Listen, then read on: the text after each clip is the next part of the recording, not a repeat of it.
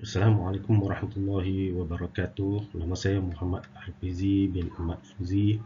My student ID is 5250755587. Today I would like to present philosophy for the influence, ideology and discolonization on knowledge, society and religions. Okay, let's start. For the centuries, a single Western-centrist lens claimed to be the only valid way of knowing. Modernist thought championed this universal reason and progress, often dismissing others' worldview as primitive. Then came postmodernism, which critically questioned this very authority. It reveals that knowledge is not neutral, it is shaped by power and ideology. This deconstruction opened the door for decolonization, is the active liberation of knowledge from colonial legacies. It's about dismantling the hierarchy that placed Western science above indigenous wisdom and the European language above local tongue. The impact of profound, empowering marginalized voice, revitalizing suppressed culture and creating a more equitable global society and understanding of religions. Ultimately, this is not about rejecting all Western knowledge. It's about ending its monopoly to create a truly plural and liberated world of thought. So, what is ideology? It's not just a political slogan. It's the invisible framework we all use to understand the world. It's a system of ideas and ideals that shape what we believe is possible, true, and right. This is crucial for understanding two major schools of thought. First, modernism operates on one ideology, a belief in a single objective reality is championed universal truth, reason, and linear scientific progress for all. For the second point is postmodernism. Postmodernism, however, critique that very idea. Its ideology is skepticism. It argues that what we call truth is often just a story told by those in power, a meta-narrative designed to control. It emphasizes subjectivity, contact, and the liberation of marginalized perspective. In short, ideology is the lens.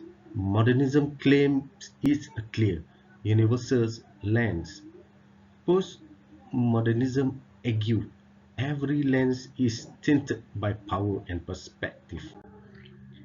The philosophical pillars of modernism are built on a shared faith in reason and progress, thought which involving nuance. It begins with John Locke and this blank slate, arguing we build knowledge through empirical observation and experience. Immanuel Kant then champions reason itself as the source of a universal moral law, providing a rational foundation for ethics. But David Hume introduced a crucial note of skepticism, questioning questioning how certain we can truly be of the knowledge of our senses provide. Finally, Karl Popper gave us the modern scientific method itself, the principle of falsifiability. True science is not about proving eternal truths, but about constantly testing and disproving theories to get ever closer to reality. Together, we build the modernist edifice, a belief that through reason, science, and skeptical inquiry, human progress is not just possible, but inevitable. Postmodernism emerged as a direct challenge to modernism, asking a devastating question. If reason and progress are so great, why did we produce two world wars as colonialism? It's argued that modernity, universal truths were often just tools of oppression. Thinkers like Foucault show how knowledge is inseparable, inseparable from power. Lyotard urged incredulity toward all grand narrative is narrative of progress. Derrida gave us the construction of take this narrative apart. The, the implication are profound. Truth is no longer absolute but relative, shaped by context and power. Morality shifts from Kant, universal law, to situational ethics. Even religion is affected. Its absolute claims are challenged. Yet it's also re-empowered as a valid cultural narrative among others, no longer dismissed as mere superstition. Postmodern ideas are everywhere in today's world, shaping how we talk about big issues. In ethics, the focus has shifted from one rule for everyone. Instead, we now talk about the ethic of care and how our identity and experience shapes that we think is right and wrong. In politics, they show up as identity politics. This is about centering the stories and experience of marginalized groups to challenge the dominant, often outdated narrative of history and power. And in technology, postmodernism helps us understand the cause. Questions about deepfake and algorithmic bias are all about questioning digital truth. Foucault's idea that knowledge is power is the perfect lens for understanding big data and how our information is used to control and sell to us. So, postmodernism gives us the tool to question who holds power, whose voice is heard, and what is really true in our modern world. Religious and traditional communities have responded to postmodernism in three main ways.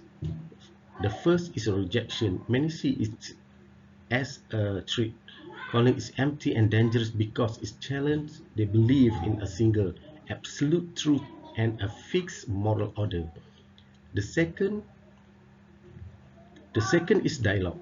Some choose to engage with this idea. It uses its critique to ask hard questions about their own history and culture, leading to more tactful and nuanced faith.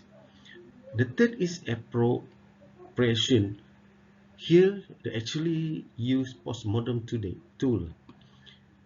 They agree that no single group has a monopoly on truth, including secular modernism, and argue that this creates a new space for religious voice to be heard in the modern conversation. So the response ranged from total opposition to strategic adoption. What is the meaning of life?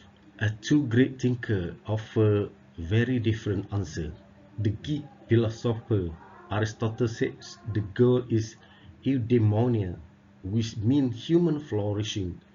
We achieve this by living a life of virtue and reason, using our best human quality. The Indonesian scholar Hamka, from an Islamic perspective, said true happiness, this means al-sa'adah in Arabic, is found by connecting to God. It's about spiritual peace and living ethically while always balancing our life here with the afterlife. So, how are they different? Aristotle gave us a universal reason-based goal focused on this world. Hamka offers a spiritually grounded goal. His view also decolonized the idea, showing that meaning is not only found in Western philosophy, but can be deeply rooted in faith and divine purpose. Colonization was not just about taking land, it was about controlling how people think. This is called epistemological colonization, the idea that Western science, language, and knowledge are the only real knowledge. The effect was the systematic devolution and erasure of indigenous knowledge system. It makes colonized people feel their own story, medicine, and science were inferior. This legacy continues today. Western universities are seen as the gold standard. The global curriculum is built on the Western canon, from Plato to Nato, and it sets the rule for what counts as rigorous research. A classic example is Edward Said's concept of Orientalism, where Western scholars created a fantasy version of the Orient to make colonialism seems justified. In short, decolonizing knowledge is about breaking this centuries or hierarchy and finally valuing others' way of seeing the world. Our current ecological crisis has deep roots in Western philosophy. Thinkers like Descartes split the mind of nature, making the world an object to be studied. Francis Bacon went further, arguing the should dominate and control nature, even using violent language like putting her on the rack. This creates a mindset that sees nature as a resource to exploit, not at home to protect. Decolonization offers a different path. It reviews indigenous knowledge which sees humans as part of sacred, interconnected web of life. The goal is not to reject science, but to balance with ancient spiritual and relational values. It's about healing our relationship with the planet by listening to the wisdom of those who have always understood the connection. The integrated people approach is a powerful way of reclaiming knowledge. It's an educational philosophy that says true knowledge is not just about facts.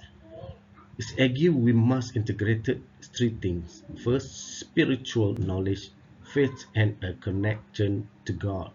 Second, intellectual knowledge, reason, science and critical thinking. And third, character and ethics using that knowledge to do good. The goal is to create a balanced whole person. This directly challenges the Western ideas that keep religion separate from science and education. It said that spiritual growth is not optional. It's essential to learning and to being a fully human. Decolonizing the university is not just a theory, it's about practical action. Here are key steps. First, reform the curriculum. Diversify reading lists beyond just European thinker. Include voice of the global south and indigenous scholar. Teach the history of colonialism alongside the classics. Second, practice epistemic justice. This means recognizing that other forms of knowledge, like oral storytelling, practical skill, and spiritual wisdom, are just as valuable as academic writing. Third, embrace multilingualism. Allow research and teaching in different languages to access unique ideas and perspectives.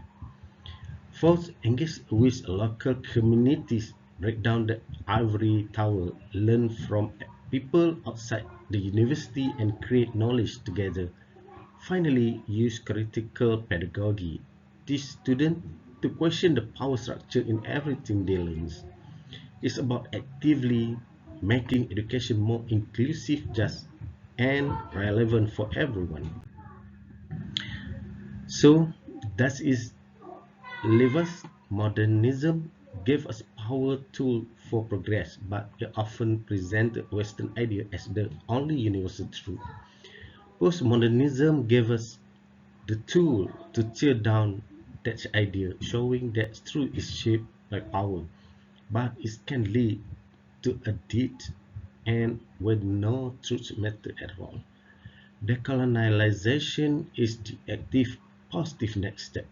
Use this critique to actively dismantle colonial power structure in knowledge. It's about lifting up marginalized voice and creating a truly equal and pluralistic world of ideas.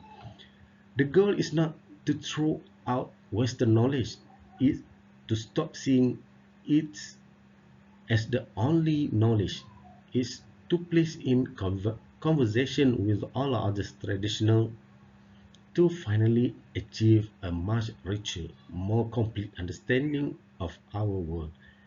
This is the unfinished project of our time. Thank you. Thank you for listening to my presentation. Assalamu alaikum.